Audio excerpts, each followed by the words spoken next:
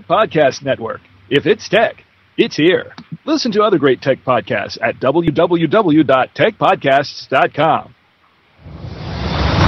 Yo, you are in the right place at the right time, listening to the right thing. Tech Webcast. Congratulations on choosing such an awesome thing to listen to. You are clearly very smart. You're into tech stuff. You love hearing Brad and Jason and their guests chat. And you're probably really good looking too. Well done. So let's get into it. The weekly tech extravaganza that is Tech Webcast. In 3, 2, 1, let's go!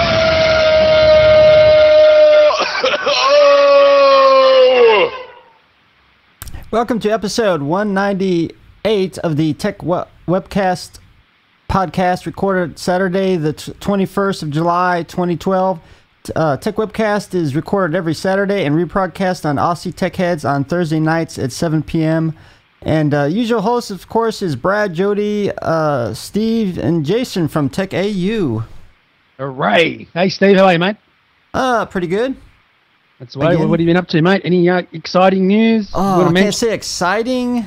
At least on my end, it was just a bunch of personal stuff I had to take care of. You know, it was getting backed up, and that was about it, really. All right. We've got Jody back on. Hey, Jody. Hey, Brad. How are you? Good. How are you? I'm well, thanks. All right. Well. Good stuff. And we've got Jason from Tech AU on. Hey, guys. Hey, mate. Glad to be here. Welcome back. You haven't been on for a while. I know. It's been too long. It has. All right, we'll have a chat to you shortly. And also we have Robert from the Tonight app. Hey, how you going? How you going, mate? Good. So, yeah, we'll have a chat to you in a minute about that app. We just an update come through not long ago, didn't it? Yeah, that's right. So just this morning, we can chat all about it. Cool. All right, so, Jody, let's jump into the news stories. What's been happening in the news? Well, first, I think it would be appropriate to say, in the United States, we had a very large incident that occurred this morning, and we wanted to send a heartfelt prayer out to the families of the victims in the movie theater in Aurora, Colorado. There's no words to describe how horrific it is, and all of us here at Tech Webcast wish sincere condolences to those families. And I know you guys join me in that sentiment. For sure. Oh, yeah, definitely, yeah, for sure. That's really, really bad what happened at the cinema. That guy went... Well, I just felt it was appropriate to at least acknowledge. And in any case, in the news this week, actually today, Google acquired Sparrow. Yeah. Interesting story. Sparrow evidently has a much better integration with the iOS applications. And the conjecture is that Google was interested in purchasing or acquiring Sparrow specifically for the iOS and OS X integration, hopefully to kind of put a chink in the armor of the Apple Mail. And I'm curious what you guys think about this acquisition on behalf of Google. Let's ask Jason. Yeah, very interesting that Google was the one that picked them up. You'd expect that... they were really getting a lot of attention in the mail space, and Apple should have been the ones that acquired them. But Google have beaten them to the punch. Mm-hmm. Yeah. All right. Steve, what's your view on this? Well, actually, this is kind of a new one to me. I did see some news on it. I didn't have a chance to read it yet, so it seems that's kind of how I guess Google's going to get into Apple's back door, I guess, so to speak. Yeah, I'll just have to improve the app more, but I don't know what they can do with the app, but yeah. You'd at least expect an Android version of it, for sure. Oh, yeah, definitely, yeah, for sure. Do you use it, Jason, or? It's not my primary, but I have used it before. It's really slick. All the swipe gestures and stuff just make it very different than the default mail app. Yeah. Yeah, it's really, really, really good. They're actually going to bring out... They were going to put it out on the iPad, but that probably won't happen now, so not good. And what about you, Robert? Do you use this app? I haven't actually used Sparrow. I think it's interesting, though. It's probably just part of a general trend of those two companies just doing battle on every front. Yeah, definitely, yeah. All right. And what about you, Jody? I haven't used it, but I'm on a Mac, so typically, or on my iPhone or iPad. So that being said, up to this point, although I do use Google Gmail, typically I use Apple Mail before I would use the Gmail. So this may open up a different world for me. So we'll see. All right. Cool. I will report back. All right.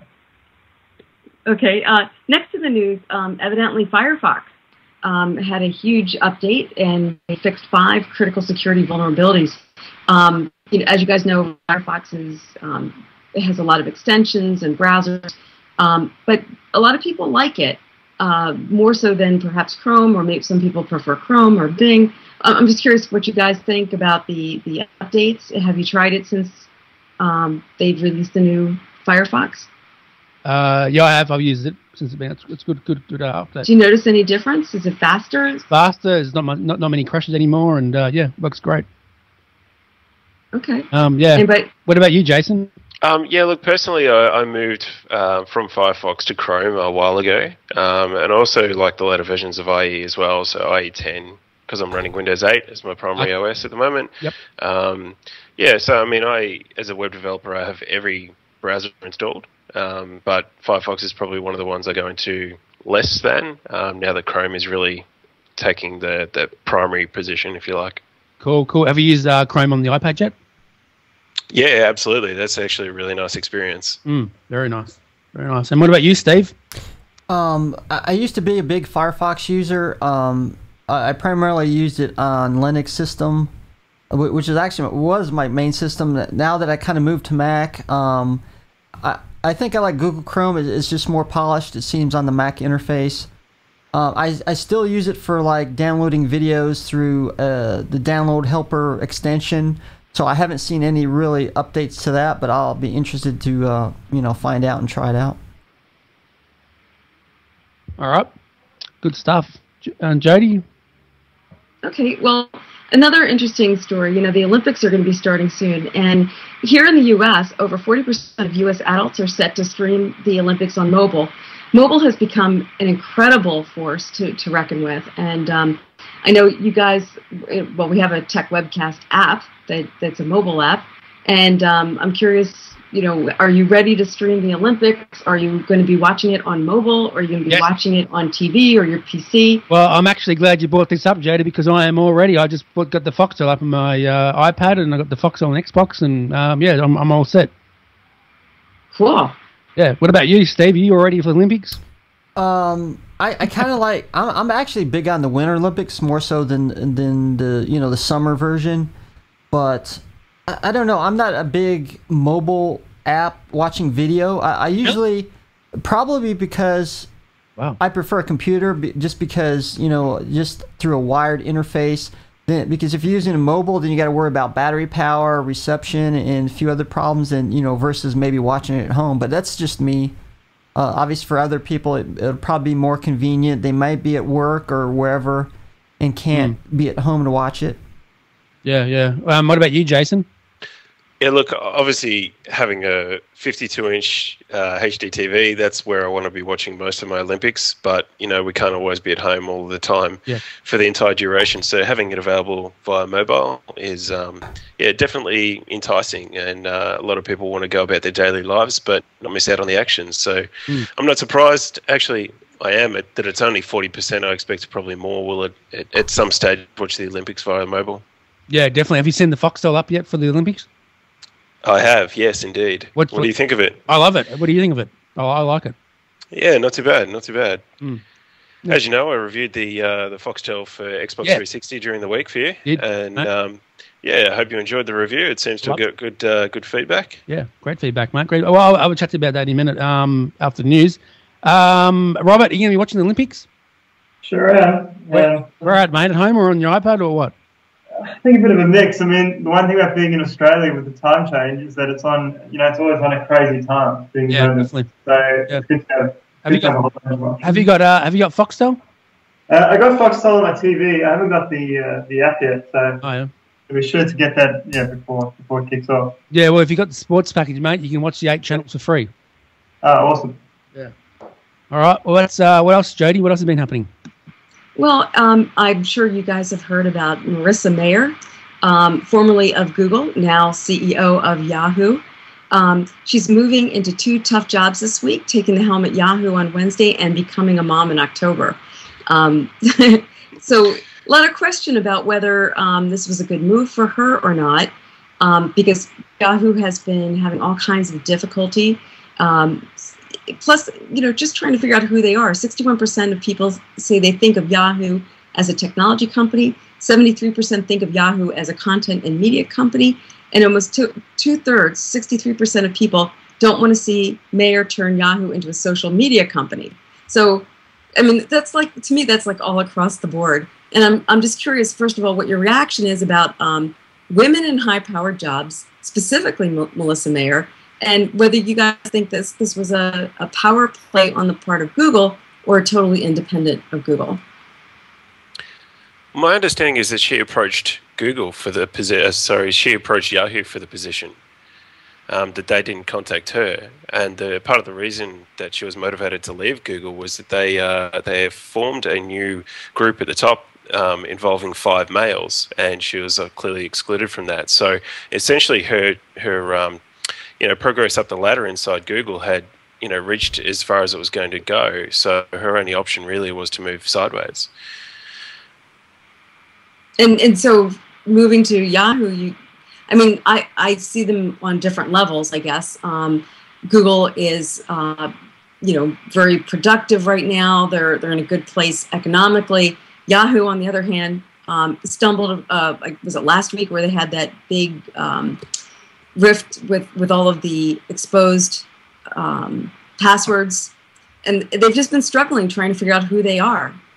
Oh, an amazing challenge for her, and incredibly brave to take on both the CEO position and having a baby at the same time. And I think the only way that can work is that she will likely have 3 or 4 things that in mind that she wants to implement straight away, and while she's off having the baby, she can direct the people below her to go and execute on those things. They can play out over the next few months. She'll return and do it full time. She's obviously wealthy enough to have all the support in the world to help her out on the baby side of things. So I'm really keen to have somebody like Marissa who has that developer background at the top and in control of a company like Yahoo, and rather than them appoint the typical 50 to 60-year-old male. That's what they've had before, and it hasn't worked. So I'm really enthused to see what she does with the company. Good points. All good points. Yeah, good point, yeah. Steve, what did your thought on this? I guess she wasn't, the direction she was going in Google, she wasn't happy with it. Well, from what it sounds like I said, I hadn't read the news article, but so for her to go into Yahoo is, I think, I don't know, it's a risky move, but I think it's a good move just as well, because you can't make a big return without taking risks sometimes, and so why not? And they're estimating her compensation above $50 million, so I think that's probably an incentive as well. Yep, definitely. What about you, Robert? What's your view on this story, mate?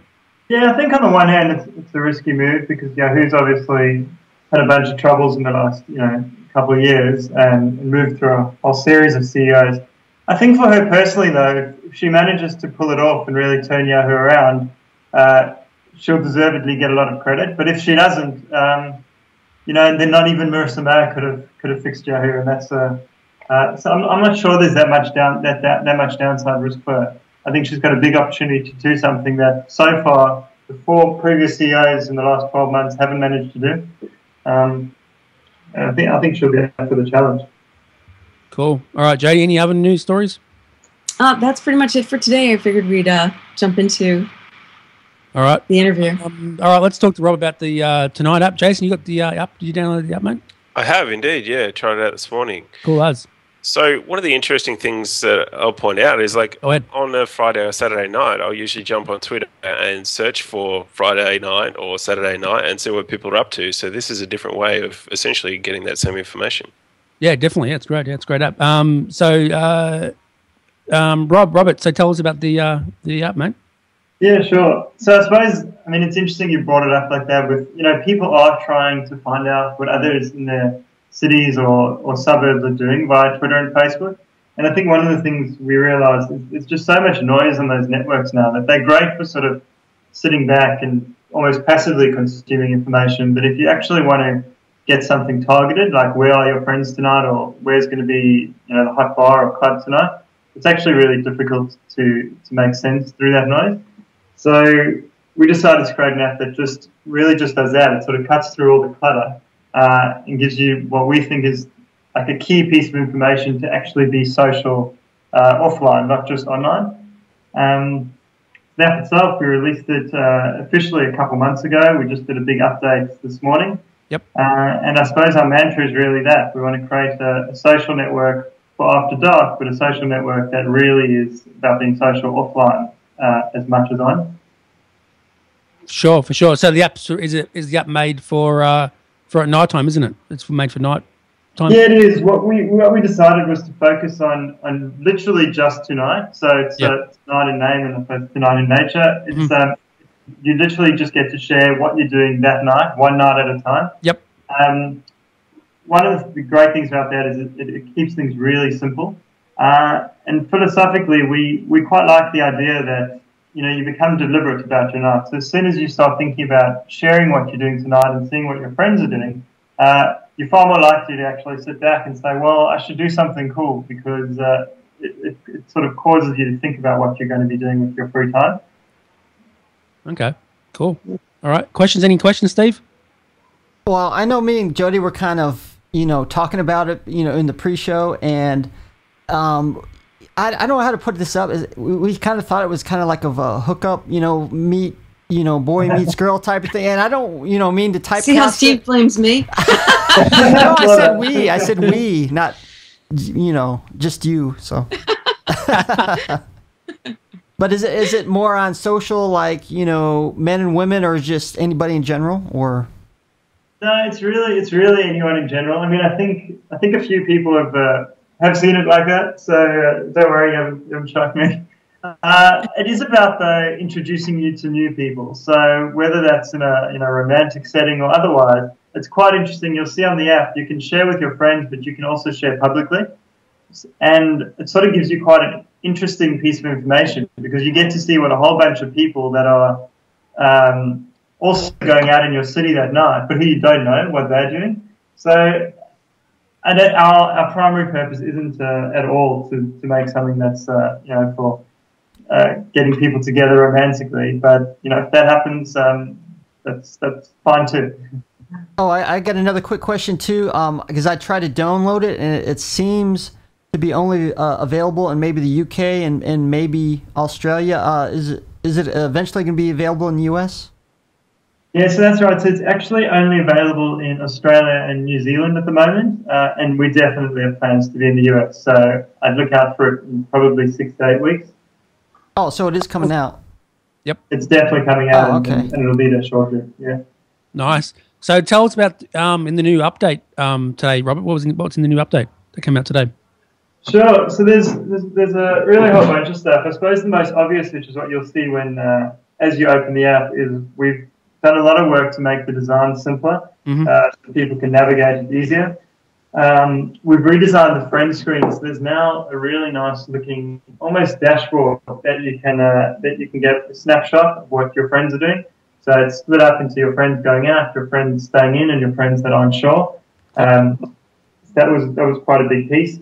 We've also included a location element to it, which wasn't there before. So we'll now be able to show you public plans, but we can start to make them more relevant by drawing sort of a radius around where you are and only showing you the plans from people closer to you.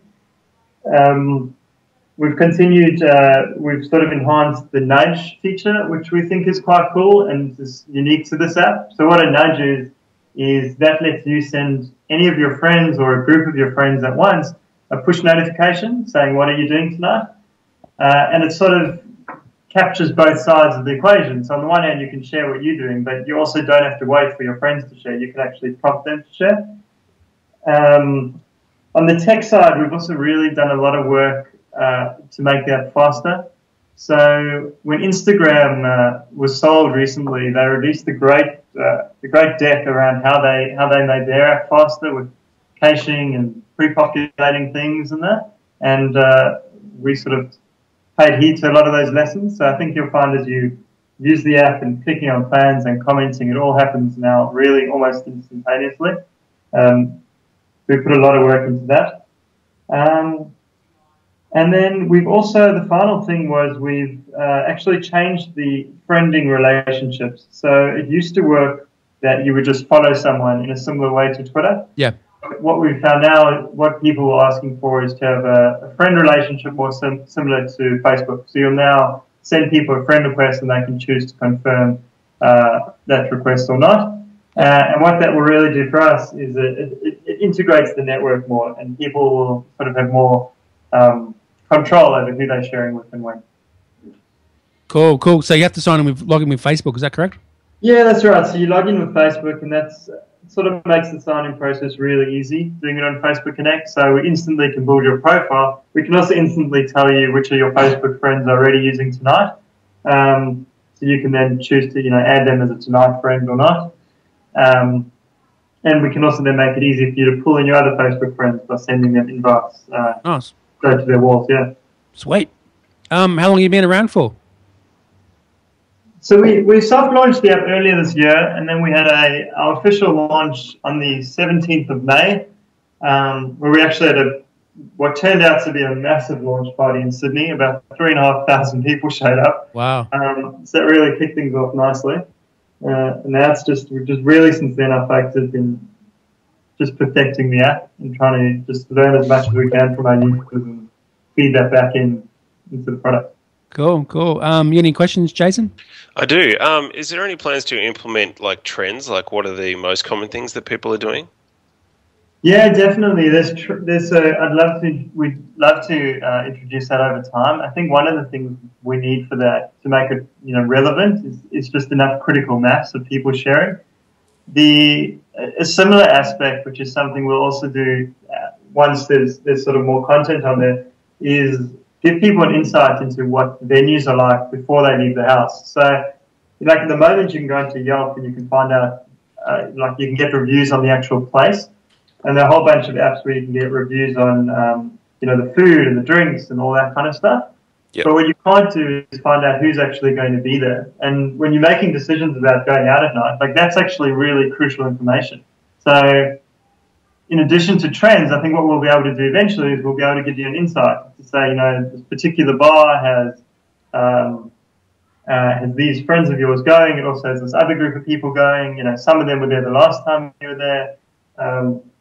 To Steve's point before, we'll be able to give you some social stats. 60% of the people there are male, 40% are female. And I think you can start providing people with some really interesting insights that just haven't been available until now. Okay. Interesting. So what's the plan? Any other plans for the app in the future, Robert?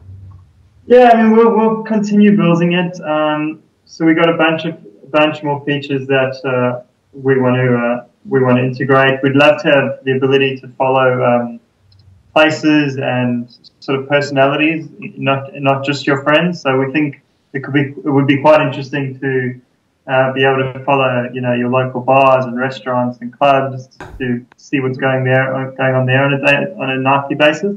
But also follow just interesting people in your city. So, whether it's chefs or bartenders or authors or whatever your interests are, we think there's quite an interesting element there that we could do.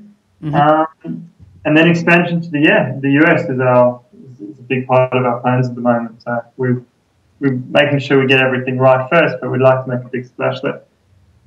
Cool. What about iPad? Is it going to come on the iPad anytime soon? Probably not just yet. I think in terms of platforms, our next step is to build an Android version, which we don't have yet. Oh, yeah, yep. And then, I imagine iPad will follow, and probably an HTML5 version as well. Sweet. Yeah. All right. So I have another question, just quickly. How are you guys making money? It's a free app? Yeah, it's a free app. So the short answer is we're not at the moment. I think where there's potential to make a lot of money in the future, which is the direction we're going down, is really just enhancing people's nights. So if you tell us you're going to a particular bar, or you share that with your friends, we can recommend a restaurant across the street that you go to first. We could potentially help you get a cab to get there. So it's really going to be, what we don't want to do is just slap banner ads on us. What we do want to do is just find ways that we can actually help people. As I was saying before, it's all about being, social offline. So if we can help you have a better experience offline by giving you easy access to services or deals or suggestions for places that you didn't know existed, we think that could actually be a really interesting way to not, on the one hand, make money, but I think on the other hand, just give our users a better, real world experience. Nice.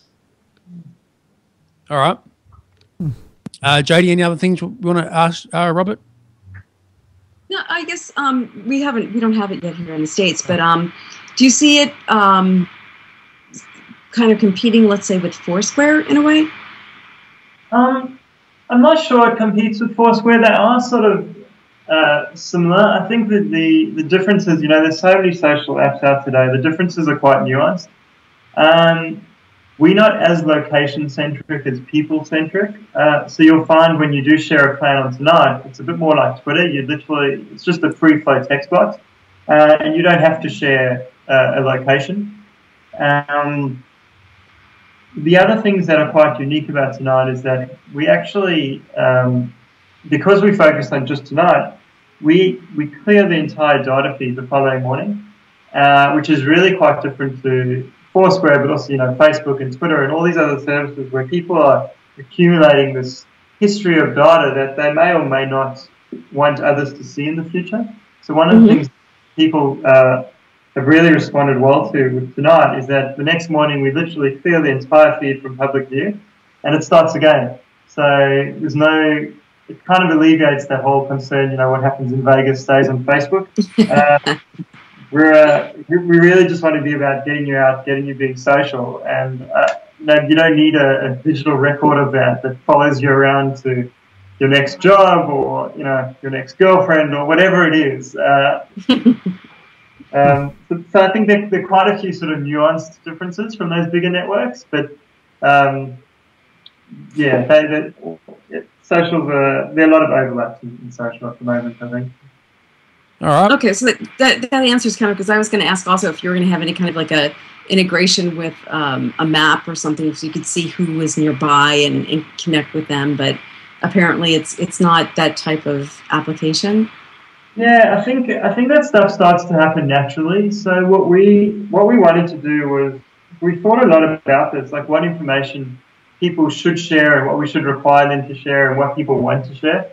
And one of the things we realized was that when you talk to your friends about your plans for Tonight in the real world, you generally aren't going to give them, 12 data fields of time, date, location, who the attendees are. You're not going to give them a map with a pin on it. You're just going to say, let's grab, so there's a bar down the road from our place. You'll say, let's grab a drink at the crossing. And what we wanted to do was really reflect that real world colloquial style communication. So we don't require people to, fill in a whole bunch of fields because it's just not how people communicate in the real world. So we've tried to put that sort of user-centric view ahead of having a fixed set of data that we require users to share. So what we're finding is naturally some people do share the actual location, but in general, their friends know what they mean when they talk about a particular bar. They don't actually have to put it on a map. But I think over time we'll continue to learn and see what people want and iterate things out. Cool. All right. So is that it, Robert? Any you want to add anything else before you go, mate? Any other? I haven't got any more questions, but Jason, get any more questions? No, that's all, man. It's been good. That's been good. Yeah, thanks, Robert, for coming up, mate. No worries. Where can they find you on Twitter and stuff and that sort of good stuff? Yep. So our website is maketonightcount.com. All right. And we're at Tonight App on Twitter. Sweet. All right. You want to hang around, mate? Yeah, happy to. All right. Good stuff. All right, Jason, what's been happening with the Foxtel app, mate?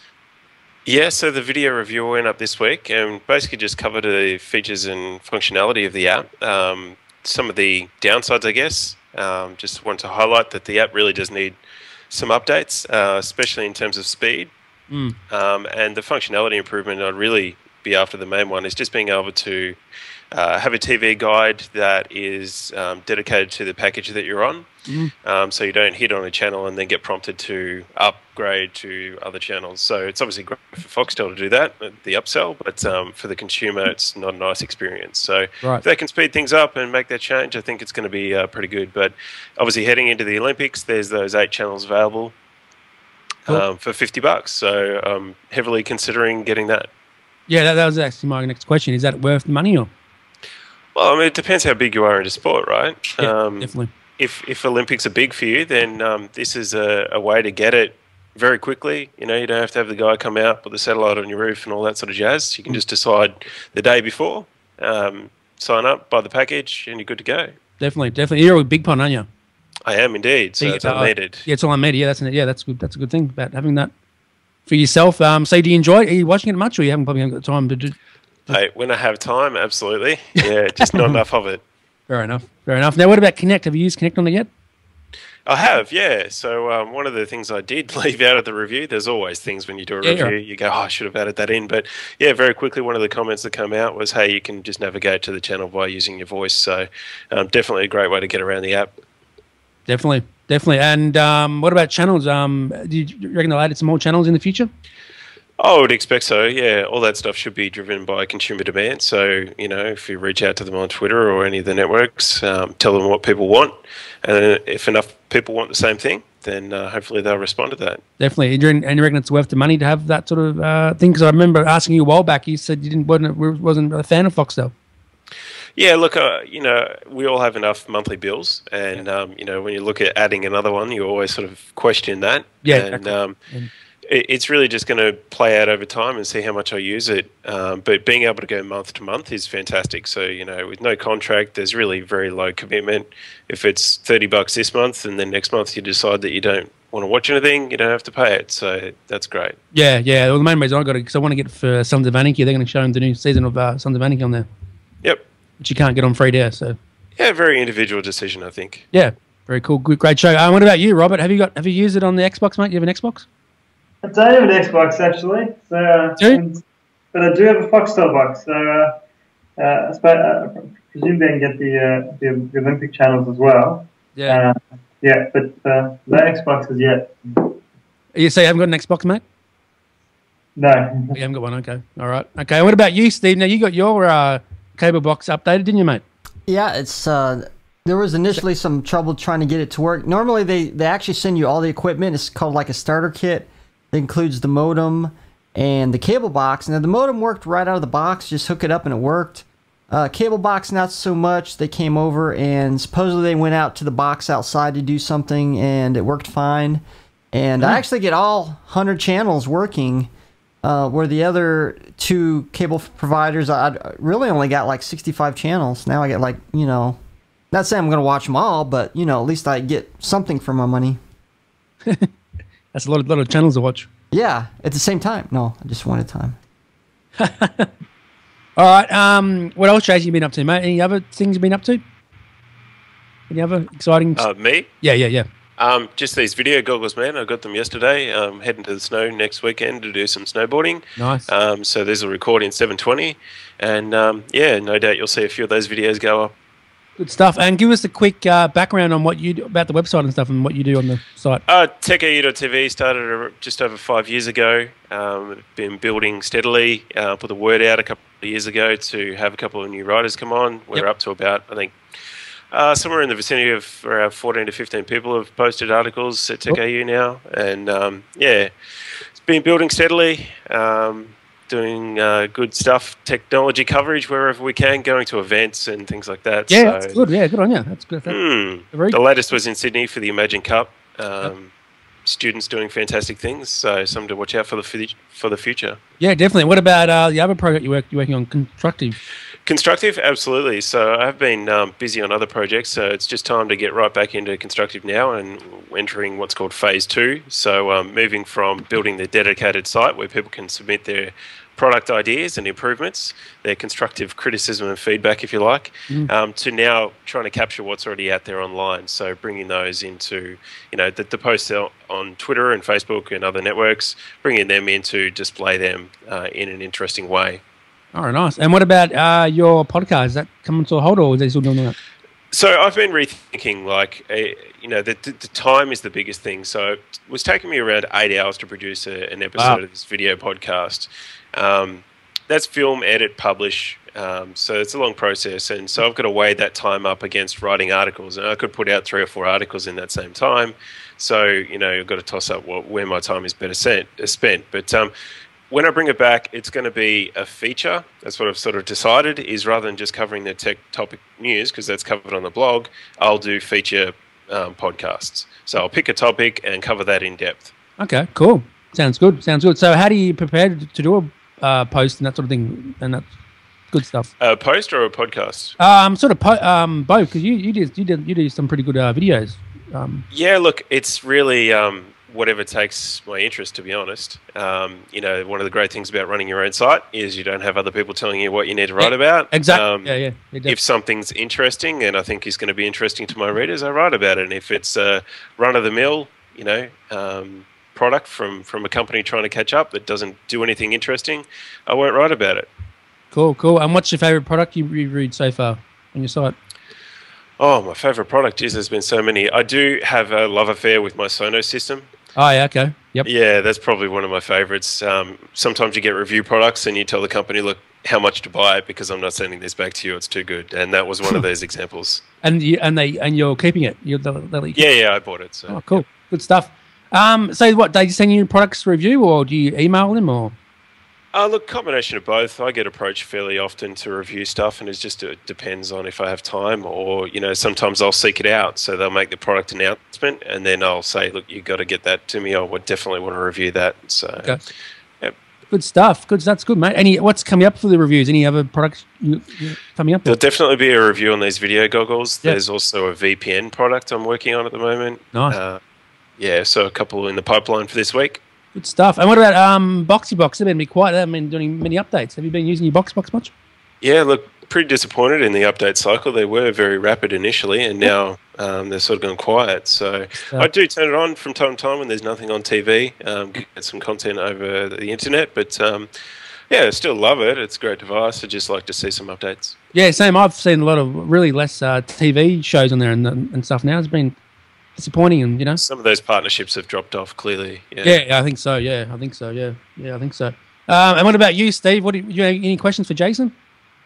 I was thinking of coming out. Of course, they got Google goggles. I was thinking of coming out with a product called beer goggles. Nice. Right. How would that work? Because usually, you see this woman, so the goggles actually see her what she really looks like. I don't know. It's hard to explain. It's proprietary stuff, but it's being worked on. You mean you just rub Vaseline on your glasses? That's the product. Well, I hear they use paper bags for that. All right. Sorry. So check out techau.tv. It's a great site, man. And great you do that. Thanks, guys. All right, Jody. Any questions for Jason before we go? No, I'm really glad to meet you. I've been following. I like the site. I like the videos. Curious, the Carbonite connection. Are you still doing stuff with Carbonite? No, they asked me to. They basically interviewed me and said, what's your data usage like? And being a lover of technology, mine is sort of atypical to most. So I have a home server with many terabytes of storage, and so I said to them, what's your solution really for me to back that up to the cloud? And the answer was pretty much I would need to ship the drives to them, so they don't. Wow. Until we get the NBN and we have that faster upload speeds, it's just not practical for us to do that upload. But I mean, if the standard user is going to have a laptop, they get Carbonite and they're happy. But yeah, it doesn't work for me. All right, gotcha. Good stuff. Robert, any questions for Jason? at all? No, nothing from my end. All right. Okay. Well, just make sure you check out his site, and it's great stuff. Steve, what do you want to say before we go? No, that was it. I think. Yeah. All right. You can follow me on Twitter at Brad Oz and at Tech Webcast. Jason, where can they get you at, mate? TechAU.tv or at TechAU on Twitter. Nice. Steve? Oh, you can find me here on justin.tv/LinuxCoolDude and on Twitter as Cheddarbox_live. All right. And Jody? You can find me on Twitter as Sunswept, SUNSWEPT. Find me online at my website, webmarcom.net. Cool. Always here at Tech Webcast, and everywhere else is Jody Rains. Good stuff. And Robert, where can they find you, mate? Yes, on Twitter, it's @TonightF or @Rob Kowalski. That's KAWALSKY. And the web address is maketonightcount.com. All right, I didn't really understand what you were saying there, but anyway, all right, that's it. Check out Aussie Tech Heads. Steve, you watch Aussie Tech Heads? It's been a while. I did kind of check it out. I think like they had some audio issues, so I actually went online to check that out. But anyway, this gets replayed on Aussie Tech Heads every Thursday night at 7 p.m. So make sure you check that out. It's a great show they do every week. So they're up to nearly 200 episodes. Oh, wow. Stuff. Wow. Yeah, and we're up to nearly 200 next in about 2 weeks. So awesome. Stay tuned for that. Thanks, guys, for coming on. Appreciate it, Jason. Not a problem. Thanks for having me on. It's been great to meet you guys. And, definitely. Look forward to coming on back in the future. Yeah, anytime, mate. And thank you to Robert, too. Thanks, mate. Yeah. Thanks for having me. And go download the Tonight app right now. Thanks. And just hit pause on the podcast while you do it. Hi, Glenn from Aussie Tech Heads. Join Will, Eric and myself as we bring you the latest, most up-to-date, important tech news that affects you from Australia and the world. Weekly podcast available each Friday through iTunes. Watch the live stream recording of the show at live.thesecrethub.com each Thursday night, 7:30pm or GMT +10. Call in live via Skype or chat in our lounge. However you get us, just make sure you do. Listen or visit our website for more information, www.aussietechhead.com.au. Aussie Tech Heads, Australia's longest running tech news podcast. Well, that's it for Tech Webcast this week. Thank you for tuning in. We hope you enjoyed having your mind expanded. Tune in next week for more tech talk with Brad, Jason, and whatever crazy guest they've managed to rope in. Don't forget to get the Tech Webcast app from iTunes. Follow us on Twitter @Tech Webcast, and of course check us out on Facebook too. Until next time, may the tech be with you. Peace.